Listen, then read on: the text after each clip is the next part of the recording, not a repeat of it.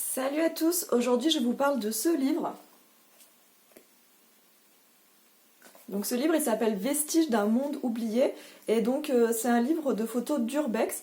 Pour ceux qui ne le savent pas, l'urbex c'est donc le fait d'aller dans des lieux abandonnés, souvent industriels ou d'anciens parcs d'attractions, des endroits comme ça, pour les visiter, donc de manière illégale bien sûr.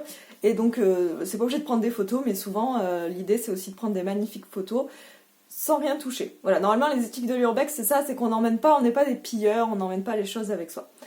Donc ce livre il rassemble énormément de photos d'urbex dans le monde entier. Donc vous voyez, ce sont tous des lieux abandonnés à chaque fois. Il y a des lieux très illustres avec notamment Pripyat à Tchernobyl, des endroits, des zones militaires, des anciennes zones de transport, etc. Moi la photo que je voudrais vous montrer c'est celle-là. Voilà, donc c'est une photo en fait d'une ancienne usine en Pologne. Donc j'aime beaucoup cette photo pour la manière dont la lumière est gérée.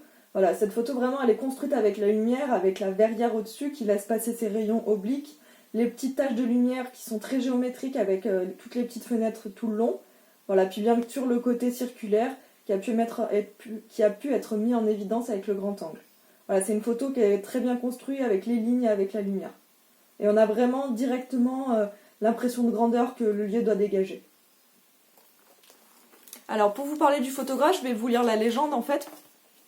Donc la légende c'est marqué « Rotonde de l'usine à gaz de Wola, Varsovie, Pologne ». Ensuite il y a un petit descriptif pour parler de l'histoire de cette usine, mais il n'y a rien sur le photographe.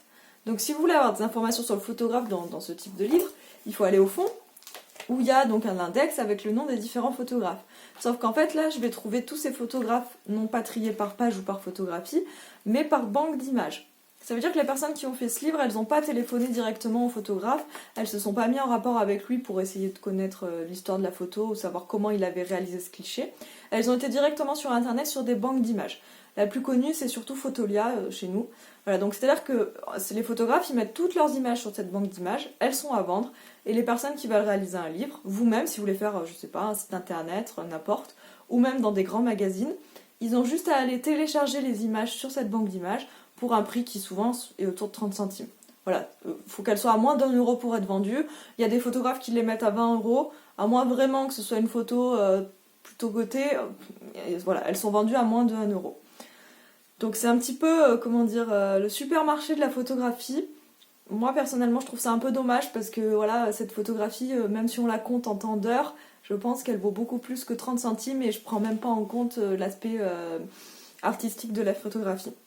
Voilà, d'autant plus que je pense que si c'était un livre avec des peintures ou des poèmes, on aimerait trouver le nom en fait de l'artiste en bas de la page, que ce soit le peintre ou l'écrivain. Et voilà, et pour la photo, bah, c'est pas encore forcément démocratisé.